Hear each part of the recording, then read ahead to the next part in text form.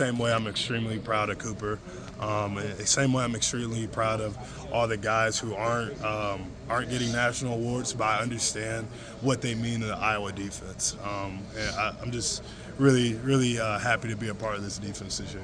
After your pro career, I mean, are you the coach? What do you? I mean, you already talk like a coach. You're looking down the road, it's a long ways away, right? But what's the future? I don't know. People do say I sound like a coach sometimes. I might get a little high school team. I told Deuce Hogan, he's at Kentucky. I don't know if you guys remember him, but I told him I'll get the D coordinator job somewhere. He can be the offensive coordinator job somewhere. So we might meet up after that. Thanks. No problem. Talking about people giving you crap and stuff, I don't know if I've seen a Sunday on Nick Jackson's story without him highlighting you. How does it feel? I know you guys are really close, but how does it feel to have the whole team kind of get behind you, even if they're kind of poking fun at you and stuff, but you just know that support's always there. Yeah, it's fun. It feels good to be appreciated. I mean, obviously.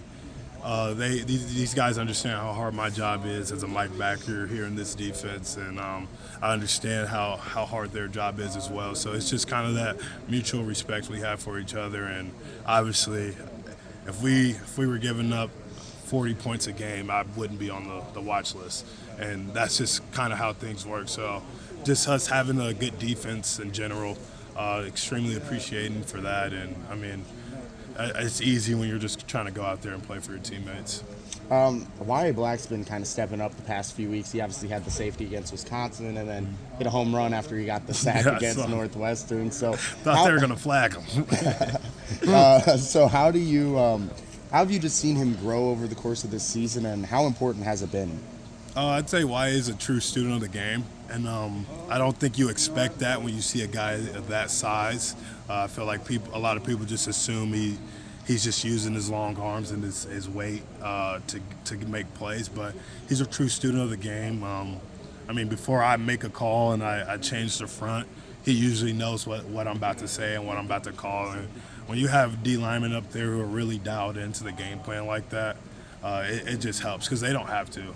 I mean, all they really got to do is listen, But when you have D linemen who are out there trying to learn more about the defense, our D linemen care about the coverage now. Like, not that matters to them at all, but that's just the type of guys we have, and that's the type of player YA is. He truly cares, and I think he's a math major, so he's really smart, really smart. Yeah, he wants to be a teacher. Yeah, I made sure I got out of math class when I got here.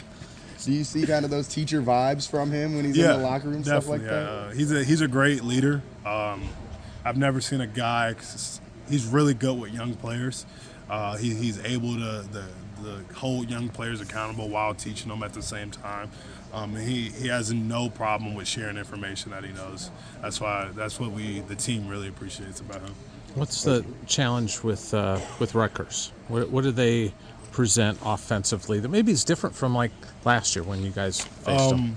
So they got the running backs doing a really good job this year, and the offensive line is doing a great job blocking for him. Obviously, he's been making some plays himself, bouncing some things out, and that big play against Ohio State with the QB sneak. Yep. That was just kind of him grabbing the ball and going. And he obviously made something happen. It was a good play call. And then their quarterback getting out of the pocket a lot. And they like the designed runs for him. And then obviously we know he's going to be a good scrambler as well. So just containing those guys. 21 was a big wildcat guy for them last year. Mm-hmm. This year he's playing a lot more pure tight end for him. And they like him as a blocker and in the pass game as well. And I mean, like I say every week, it's typical Big Ten team where you got a good running back, good tight ends, good quarterback. So it's our job to limit those guys this week. Do you see them as a much better team, more improved from last year? Definitely. Their program and their head coach is doing a great job with those guys, and you could tell all their best players last year.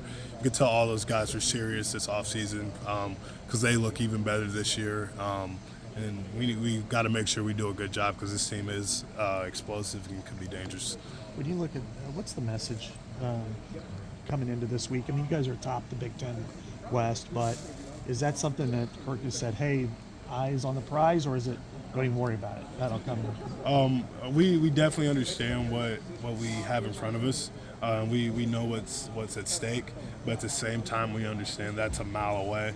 And what the best thing we can do is take it a week at a time. We just got to keep winning football games, and by keep the way we do that is just focusing week by week, taking it a week at a time, giving each team our most undivided attention as we can. What's your Sunday like?